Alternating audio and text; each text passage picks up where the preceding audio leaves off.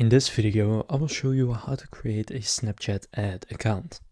So if you want to start running ads on Snapchat, you will need to create an account for businesses, and if you want to do that, first you can go to the link down in the description, which will take you to this page, and you will see if you sign up through that link in the description, when you spend $350, you will get $375 in ad credit.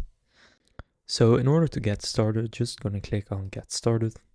And that will redirect you to the account creation page. From here you can enter your business and profile name, email address, password and birthday, or you can also continue with Google. Then from there you can enter a username for your account, and you can import brand assets from your website. Now just go and click create account, and now it is creating your Snapchat ad account. Now you can go and create your profile, so just add a bio, and from there add your business details such as your country and currency.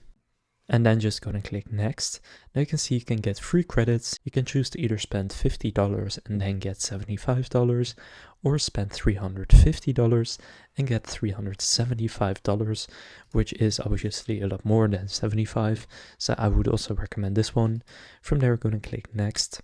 And now it will take you to the actual ad builder, where you can then start building your first campaign. So that's how to create a Snapchat ad account.